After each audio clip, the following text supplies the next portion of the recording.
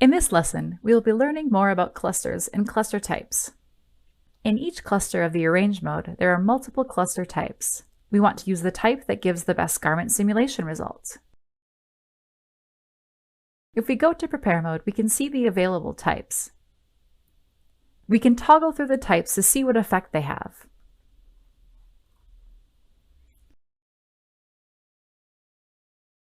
For instance, for this garment, we can choose to use the flat with straps or curve with straps to ensure that the straps would wrap over the shoulders of the avatar.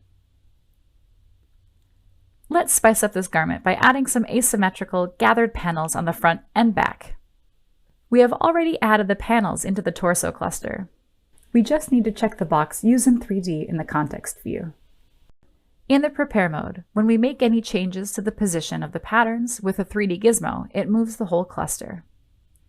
We can move individual pieces in the same cluster. On a PC, we do this by pressing the Control key and dragging. On a Mac, we use the Command key while dragging the piece. We can see that this only allows movement of the pattern piece along the X and Y axis. Any scaling and rotation affects the whole cluster. In this case, we would like to scale the panels to be smaller. To do so, we need to create a new section within this cluster. In Arrange mode, the context view displays an option to create a new cluster. We then drag the piece we want to move to the new cluster. Now the pattern piece is completely independent and can be moved, rotated, and scaled in Prepare mode without affecting the other patterns. We'll repeat the same steps for the gathered panel on the front.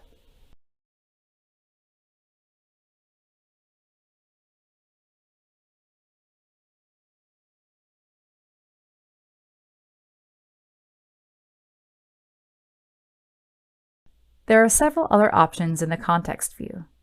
The eye icon allows us to hide the cluster so we can focus on working on the other clusters in the 2D window. This can help when working with garments with many pattern pieces and layers, like a lined jacket. Great! Now that our garment is in optimal position, let's finish up by dressing it.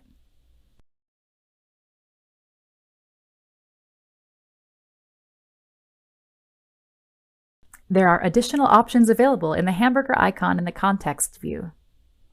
With cluster symmetry and cluster inner symmetry both enabled, moving a piece in the Arrange window simultaneously moves the matching piece with which it is symmetrical. The Constrained Area option constrains the cluster to conform more closely to the body shape of the avatar. Generally, this works best with clusters that have a non-flat wrap type. At the bottom of the context menu, 3D transformations are displayed. Here we can make precise adjustments to position, rotation, and scale of the pattern piece. In this video, we have demonstrated the more in-depth options available for dealing with clusters and pieces in Arrange mode. For more information, visit support.browseware.com.